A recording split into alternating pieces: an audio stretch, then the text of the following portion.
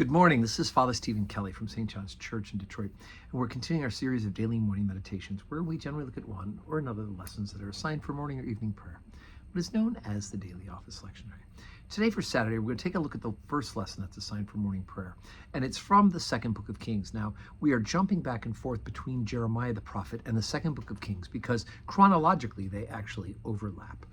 We heard yesterday, as we read morning prayer on our own, I hope, that we read the lesson from 36th chapter of Jeremiah, where we heard about that Jeremiah had these prophecies and he had given the words of the Lord, and they'd written it on a scroll and gone into hiding.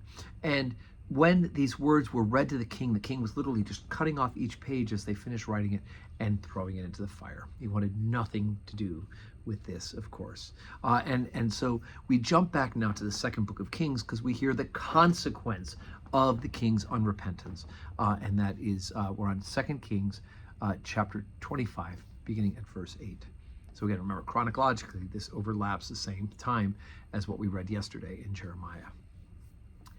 And in the 5th month, on the 7th day of the month, which is the 19th year of King Nebuchadnezzar, king of Babylon, came Nebuzaradan, captain of the guard, a servant of the king of Babylon, unto Jerusalem.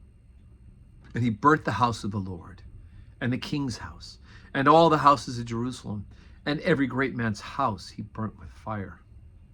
And all the army of the Chaldees that were with the captains of the guard brake down the walls of Jerusalem round about. Now the rest of the people that were left in the city and the fugitives that fell away to the king of Babylon, with the remnant of the multitude, did Nebuzaradan, the captain of the guard, carry away. And as for the people that remained in the land of Judah, whom Nebuchadnezzar, king of Babylon, had left, even over them he made Gedaliah, the son of Achim, the king of Shaphan, ruler. And it came to pass in the 7th month that Ishmael, the son of Nethaniah, the son of Elishama, of the seed royal, came, and 10 men with him, and smote Gedaliah, and that he died, and the Jews and the Chaldeans that were with him at Mizpah. And all the people, both small and great, and the captains of the armies arose and came to Egypt, for they were afraid of the Chaldees. Okay, so remember what was happening historically here. First, you had the division of the north and the south. Judah was one kingdom and Israel another. Israel went bad in not keeping the covenant first, began worshiping false idols, Moloch and Baal, all those sort of things, and Moloch and Baal. And they first get sent into Babylon, into exile. And now Judah, right, where God's special city of Jerusalem, where the temple, the actual temple where his special presence was, they too have completely gone astray from the worship of the true and living God.